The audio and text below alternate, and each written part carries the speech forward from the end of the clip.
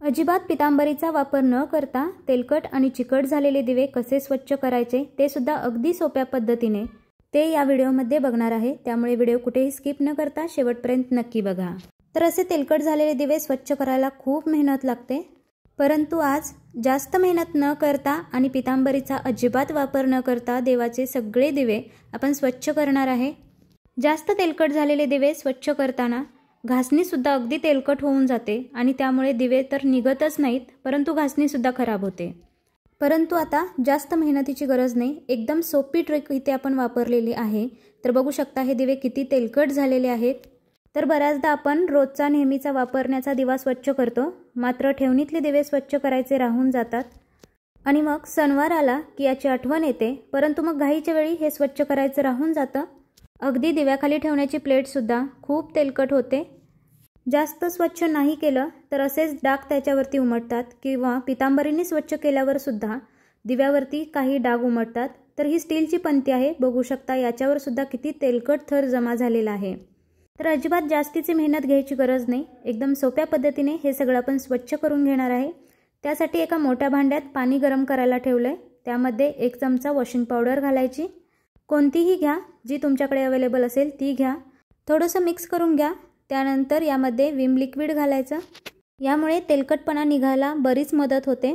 त्यानंतर यामध्ये आपण घालणार आहे खायचा सोडा 1 चमचा, ती सुद्धा पाण्यात व्यवस्थित मिक्स करून घेऊया। आता यामध्ये आपण घालणार आहे व्हिनेगर, जर तुमच्याकडे व्हिनेगर नसेल तर लिंबाचा रस घाला।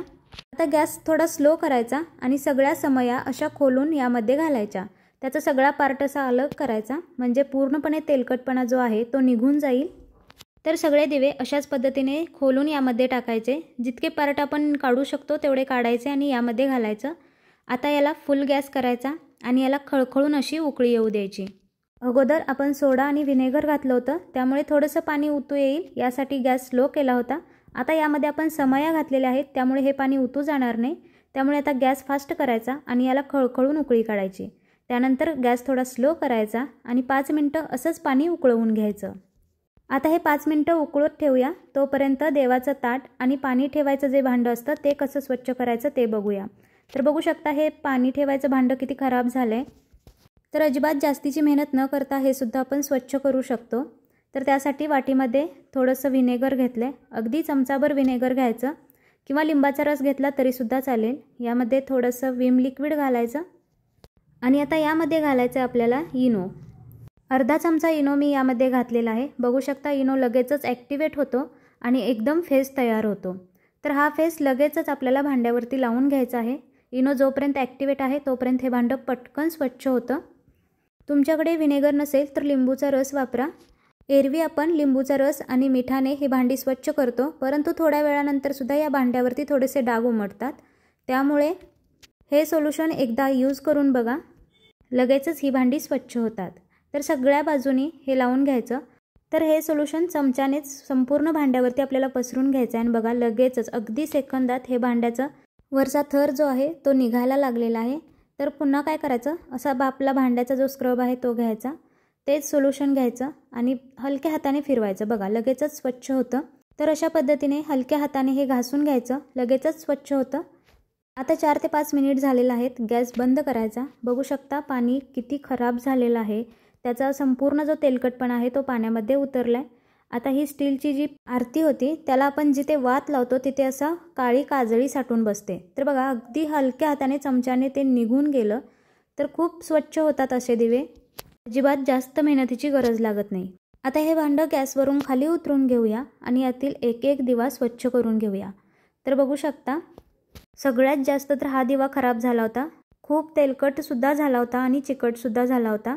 तर स्क्रबला थोडासा भांड्याचा साबण लावून घ्यायचा आणि हलक्या हाताने ही समई घासून घ्यायची। जिथे आपण वात लावतो तिथे सुद्धा खूप काजळी साठते, तर अगदी हलक्या हाताने घासल्यावर सुद्धा हे निघून गेलं। तर बघू शकता हा दिवा किती स्वच्छ झालेला आहे, लगेचच मी धुवून सुद्धा दाखवते। तर बघा संपूर्ण तेलकटपणा जो होता तो निघून गेला, काजळी सुद्धा निघून गेली, अगदी नवीन दिवा असतो तसा हा दिवा तयार झाला। तर अशाच पद्धतीने सगळे दिवे स्क्रबनं घासून घेते। भांड्यामध्ये जे गरम पाणी होतं ते बाजूला काढलं आणि त्यामध्ये दुसरं थंड पाणी घेतलं, ज्यामुळे आपल्याला ते भाजलं सुद्धा जाणार नाही आणि सगळे दिवे घासून त्यामध्ये पुन्हा टाकता येतील। आता एक एक करून सगळे दिवे स्वच्छ करून घेतलेले आहेत आणि हे धुवून घेतलेले आहेत। तर बघू शकता लगेचच हे किती स्वच्छ झालेले आहेत। अजिबात जास्त मेहनतीची गरज नाही आणि पितांबरी वापरायची सुद्धा गरज नाही। हे दिवे लगेचच स्वच्छ होतात। दिवे धुवून घेतल्यानंतर एखादं स्वच्छ सुती कापड घ्यायचं आणि त्याने पुसून घ्यायचं। पुसल्यामुळे त्याच्यावरती अजिबात डाग पडणार नाहीत आणि दिवे स्वच्छ राहतील।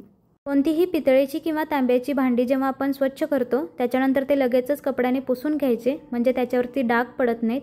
तर बघू शकता प्रत्येक दिवा अगदी स्वच्छ झालेला आहे, त्याच्यावरती अजिबात तेलकटपणा शिल्लक राहिलेला नाही। तर हे सगळे दिवे स्वच्छ करायला फक्त 10 मिनिटं लागलेले आहेत। परंतु स्वच्छ करायच्या आधी दिव्यावरचा तेलकटपणा आणि चिकटपणा बघून असं वाटतं की खूप वेळ लागेल हे स्वच्छ करण्यासाठी, परंतु तुम्ही हे जर सोल्युशन वापरलं तर अगदी 10 मिनिटांमध्ये तुम्ही सगळे दिवे आरामात स्वच्छ करू शकता। अगदी घरात उपलब्ध असणाऱ्या साहित्यांमधून हे दिवे मी स्वच्छ केलेले आहेत। तर हा व्हिडिओ तुम्हाला कसा वाटला हे कमेंटमध्ये जरूर सांगा। व्हिडिओ आवडल्यास व्हिडिओला एक लाईक नक्की करा। चॅनलला सबस्क्राईब करायला मात्र अजिबात विसरू नका।